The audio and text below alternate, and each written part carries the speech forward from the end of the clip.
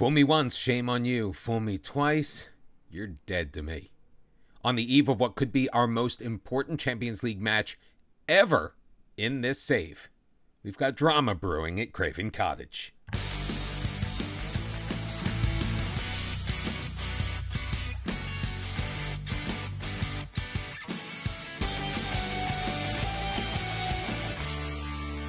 Welcome back, everyone, to our Journeyman save here in FM 24. It is episode number 88 of Bottom to the Top. I'm Mr. Cellophane. How are you? And there is drama brewing with Marco Morales. We talked a couple of episodes ago how when he was on international duty in October, he was AWOL from training because he was found to be partying at a nightclub late at night. Well, guess what?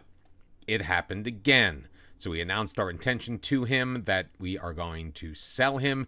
He hasn't taken kindly to that, but frankly, 2 strikes and you are out with us. He's been pretty solid for us, made 30 appearances over all competitions so far, 7 goals, 3 assists, has played very well, especially in the Champions League, 2 goals and 1 assist in 6 starts. But Marco Morales, as far as we are concerned, is done. Sadly, though, there isn't a huge market for him at the moment, especially because he has a monster value and a release clause of 127 million euros. Now, we have offered him out and accepted a deal for a loan with a future potential fee to Wolfsburg in the Bundesliga. They'll be paying 60% of his salary this year, plus a monthly loan fee, about 475 grand per month.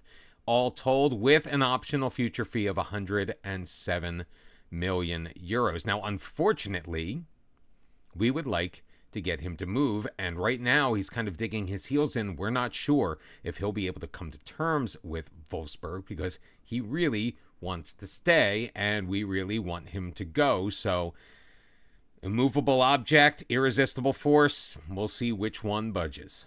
We have made a few other moves in this transfer window so far. There's about a week and a half remaining in the winter window.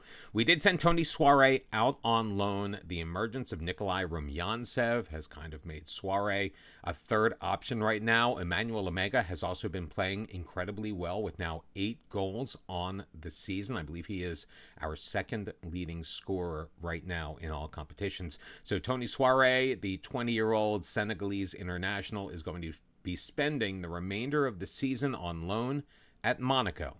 And aside from our normal spate of development loans, we have also parted ways finally with Matty Pollock. We brought him in when we were in the championship. He never really made the jump back up to the Premier League. He was kind of on the outs with us at 31 years old. We had him stashed in the U21s for the year with a number of other options in front of him.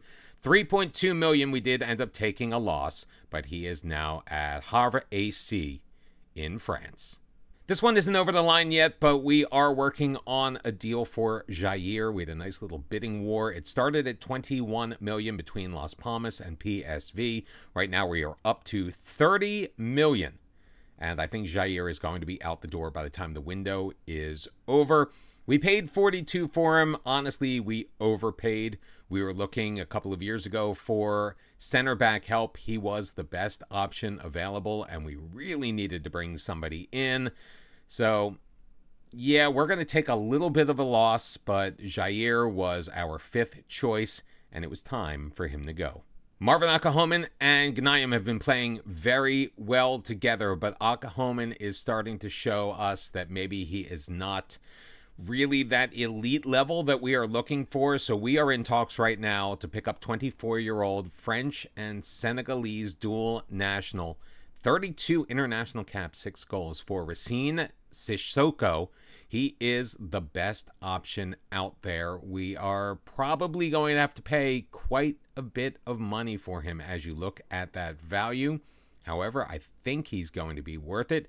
He's got that big presence in the middle of the pitch that Jair kind of gave us with a lot more talent. Racine Sissoko could be a member of Fulham by the time the month is up. Since our last episode, things have gone very well on the pitch. After beating Sporting Braga 2-1 at home in the Champions League, we repeated that score against Manchester City before heading on the road for a couple of tough matches. A 2-2 draw against Newcastle, a 2-1 loss to Liverpool. We actually took a 1-0 lead in that one before coughing things up. Now, we were doing that all without Nikola Shavlina. Our backup goalkeeper has been in most of this time. Shavlina is back, and he will be taking on Barcelona. After that, though, we rebounded with a 2-0 victory at home against Southampton. A heartbreaking 0-0 draw on the road at the King Power against Leicester City. Now, it was pouring rain, so things were quite a bit sloppy. Some opportunities did fall by the wayside before we took on a number of teams, in the bottom half of the table, beating Ipswich 2-1 at home, then Notts County 3-1 in the third round of the FA Cup, before back-to-back clean sheets on the road, 2-0 against Aston Villa, and then 6-0 against Brentford. That made the news. It was a bit embarrassing for the Bees before returning home with a 4-1 victory against Sheffield United. We rotated the squad quite a bit in anticipation of the Barcelona match. Josh Sharp making his season debut for Fulham, picking up a brace along with Emmanuel Omega. So with 14 matches left to play, that leaves us in third place in the Premier League table. 24 matches played, 14 victories, 48 points. We're tied on points with Newcastle, who have the slight edge on us in goal difference. We're 4 points clear of Arsenal in fourth, and a healthy 9 points out of fifth place above Liverpool, with Brighton and Wolves rounding things out in the European places right now. But still pretty tight between 5th and 10th places. Only 3 points separating Liverpool, Brighton, Wolves, Chelsea, Everton, and Man U. Now that we've gotten that all out of the way, there is the matter of the match at the Camp Nou against Barcelona. A win here, and we should secure a spot in the round of 16 in the Champions League. We still will have the opportunity. If we don't, we have another match left against Atleti. That one is coming up in about a week's time. We've got Nikola Shavlina in goal. It's going to be a back four of Alex Guest, Marvin Oklahoman, Gnayem, and Couchman. Diaby will slot in at the base of the midfield. Joe Jones needs a bit of a rest. He's a little knackered after that Southampton match. Tom Burford and Kim Young-suk will be ahead of him. On the wings will be Toshimitsu Endo and Federico Guerrero, and Nikolai Rumyantsev will be at the top of the field as our striker. Both teams are in excellent form as they take the pitch in Barcelona. But we know, if you followed the Twitch stream in our earlier save this year with Malaga, Barcelona is quite a challenge on the pitch, especially at home. And they're going to start with a kickoff highlight. Koundé playing it up for Kim Ji-hyun, back for Ronald Araujo, one of the absolute best defensemen in the world.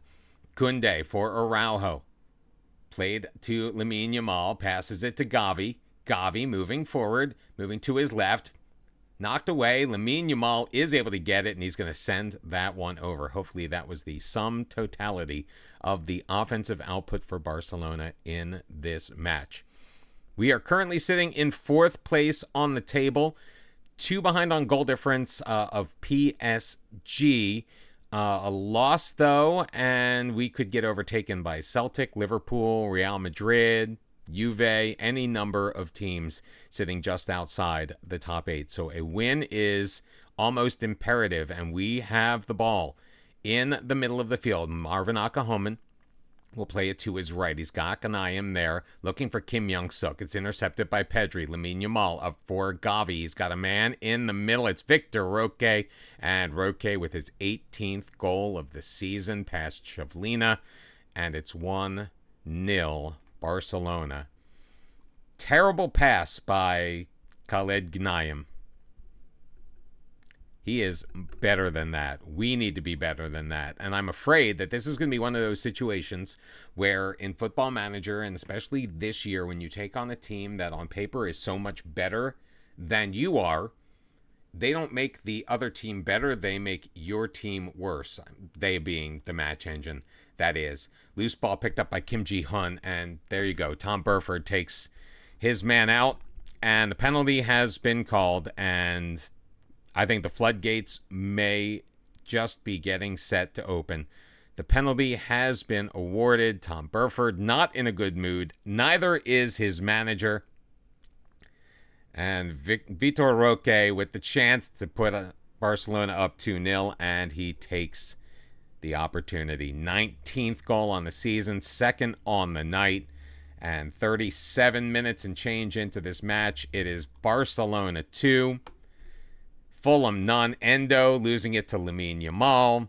Again, we just look lackluster out there, and that's not what you expect from this team, especially the way they've been playing. So I firmly believe it's the only way that Football Manager knows how to deal with this. Ball forward, Roque, there's his hat trick. First half hat trick for Vitor Roque. Hopefully he is going to be deemed offside. VAR is checking, and he was not. 3-0 Barca, still in 6th, now in 7th, again on goal difference. Celtic, Liverpool still knocking on the door. 6-1, your shots on goal. Hey, at least we got our one shot on target. Couple of bookings for us. And, yeah, there really isn't that much to say about a match that turns out like this. Barcelona just coming in. They were right with us as far as the table was concerned. They are obviously a top team in La Liga, and it doesn't matter how good we are when you have Gavi, and you've got Lamine Yamal, and you've got Vitor Roque, and you've got Frankie de Jong on your team. You're not going to... Pedri, Noah Darvic, Jules Koundé, all of these guys, and Ronald Araujo. We can't forget Ronald Araujo. It's going to be incredibly difficult to really get anything done.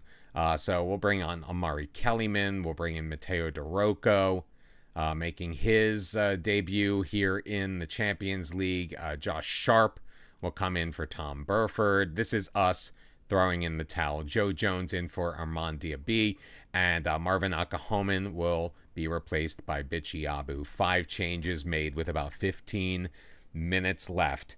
And can we get something going? Bichi Abu deep. Jones back for Shivlina. Weak pass up for Gnayem, who will carry it forward with some space. Omari Kellyman playing it once again back to Shivlina. Cannot find an inroads against this Barcelona squad. Jones finds Sharp. Doroko, his pass for Rumyantsev is picked off. Pedri playing it ahead. Lamine Yamal, get in front of him. Somebody, please. Really, Football Manager? You knew I was hitting record. You know I'm trying to create content, and I want to show those that watch these videos just how good we have built up this team in Fulham, and what happens? This happens. And we've made all of our changes. So Luke Couchman, we're going to just have to take him off. We'll just go narrow. We'll change our shape for the final 5 minutes. We've got to play with 10 men because why not? Roque with a hat trick in the first half. Lamine Yamal adding one in the 77th minute. And we have just suffered a 4-0 drubbing against Barcelona, where we managed just the one shot. Well, honestly, we were hoping for a palate cleanser against Championship side Burton Albion in the 4th round of the FA Cup. Our rotated side, however, unable to break through. We brought some starters on toward the end of the match. Federico Guerrero had the best opportunity in about the 85th minute, but he shanked one wide. This one is heading to a replay. Should we get past Burton, we will match up in the 5th round with our old friends in Norwich City. But right now, our primary concern is getting through to the round of 16 in the Champions League. We suffered our very first loss in European competition, 4-0 against Barcelona. We are hoping to bounce back. We're going to have to do it with 2 new fullbacks. Luke Couchman picked up an injury in the Barca match. He is going to be out. Alex Guest picked up a yellow card. He's suspended. Same with Toshimitsu Endo. He will not be on the left wing. So here is how we are going to line up. It's going to be Nikola Shavlina in goal, a back four of Harvey Vale, Marvin Akahomen, Khaled Ghanayem, and Ivan Fresneda. Joe Jones is back at the base of the midfield behind Tom Burford and Kim Young-suk. Omari Kellyman to get the rare start at the left wing position. Federico Guerrero will be on the right, and Nikolai Rumyantsev as our striker. Hopefully to score and get us on the score sheet and get us a much-needed victory. We are at home, so we are favorites in this match. However, we're coming off two back-to-back lackluster performances. 4-0 on the road against Barcelona in Europe. 0-0 draw in the Cup against a championship side in Burton Albion. Hopefully, we can bounce back. João Felix, though, to start off with the corner of Van Persie, isn't going to be able to hit the target off of that near post header. The rain is once again coming down in London. It seems to be raining 50% of the time in the UK now that the winter update has been applied to FM24 as the ball is sent long. Vale will knot it down. He's got Tom Burford there. Up on the left wing, Omari Kellyman. Along the sideline, he will lose control. Miliente playing it forward. Can't pick out João Felix. Burford with it. Burford shooting from range, and Tom Burford will get it past the goalkeeper. His fourth goal of the season in all competitions, and Fulham takes the 1-0 lead. All we need to do is win this match, and we are straight through to the round of 16. We bypass the knockouts. Hopefully, it will be enough. I don't think there are not enough teams. Only a couple of teams could tie us on points, potentially. Another one missing wide. Thiago Henrique unable to get his head on that ball to get it on target. So, couple of early corner kick opportunities for Atleti that they have not been able to take advantage of. Barca has moved to the top of the table, by the way. They could stand to go in as the #1 seed into that round of 16. But if we do make it through, it means that in that round of 16, no PSG, no Barca, no Milan, no Man City, no Napoli, although we did beat them quite handily earlier on in the year, no Bayer Leverkusen, no FC Porto as things stand now. So after 45 minutes, we find ourselves in the lead, 1-0 in the rain. And hopefully, Atleti is just unable to adapt to these harsh January conditions in the UK. Tom Burford on a yellow card. Do not love to see that.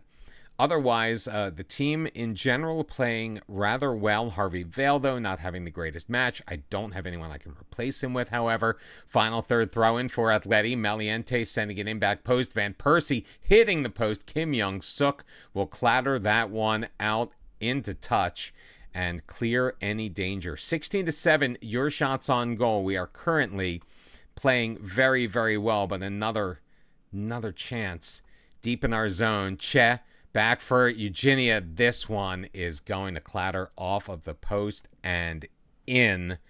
And Atleti able to equalize in the 65th minute. Sadly, I think we're going to need to make some personnel switches. The throw-in, I mean, Chet bringing it in. Eugenia.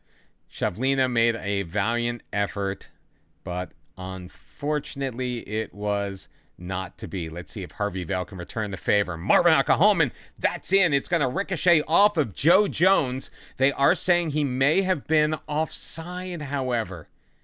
Aguirre Zabaya is staring at the ball in the net, and they are going to disallow this goal. They're going to disallow the goal. And Jones was, in fact, offside. Not one of those where he's blocking the keeper's view type of calls. He was legitimately not on. Tom Burford can't get his in there, looking for the brace, not going to find it. Omari Kellyman, you did pretty well to start off. Federico Juarez is going to come and take your position on the pitch. Eftishis Sokos will come in on the right wing. Harvey Vale will be replaced by Bichi Abu as 3 changes to be made with just under 20 minutes left in this match. 1-1 is your score. Fulham has been all over Atleti, 21 shots to 9. Unfortunately, the score does remain tied at 1. Nicolas Shevlina will play it up for Ghanayim. Lots of bodies on that right-hand side. Fresneda, Jones, back for Fresneda. Dribbles forward. Kim Young-suk, Rumyantsev looking to feed Sokos. And Gomez is going to intercept that one pretty easily. Played back to the keeper, Carnicero. Barrios, near side, Malinte. He's got Gruch Scholin. Juarez picking his pocket. Tom Burford with it now. Burford circling through the middle, carrying forward. He's got Rumyantsev. Rumyantsev is in. Gets it through the goalkeeper. Sheer will for Nikolai Rumyantsev. Tom Burford's going to pick up the assist. It's going to be goal number 12 for Rumyantsev. And with 10 minutes remaining in this match, Fulham has regained the 1-0 lead. The goalkeeper came out for it. Rumyantsev just powers it through, gets it through the 5-hole, hockey term. And Fulham on their way, I think, as the ball played forward, Bichiabu will step into that one. Juarez in the middle. Kim Young-suk, Sokos dropping back a little bit before he turns up that far side. Sokos with a head of steam into the middle. Rumyantsev heads it on, and Aguirre Zabala is going to make a rather routine save when all is said and done. Just about 3.5 minutes remaining in this match. Sent forward. Headed down by Bichiabu. Burford with it again. Bichiabu up the sideline. Juarez stops, drops to Bichiabu. Jones. Kim Young-suk. Young-suk, Juarez in the middle, Sokos, and Sokos with his first senior goal of the year, if it stands. The defenders have gone to the referee. They are appealing for offside, but VAR is going to confirm Sokos' first goal in Champions League play. What a volley by Juarez. The two youngsters hooking up. Fulham 3. Atleti 1, and this should be good enough to get Fulham into the round of 16. 17 points on 8 matches, just the single loss to Barcelona. 5 victories, 2 draws in our first Champions League campaign. Who will we face? Well, that is to be determined when the round of 16 draw happens about 1 month in game from now. So we'll bring you that in tomorrow's episode, along with at least a Premier League matchup against Wolves. And we'll see what happens after that. Please make sure you hit the like button. Also, subscribe if you are new to the channel and you have not done so already. If your notifications are turned on, you'll know when the next episode of Bottom to the Top hits the air. I look forward to seeing you tomorrow morning. Until then, bye-bye.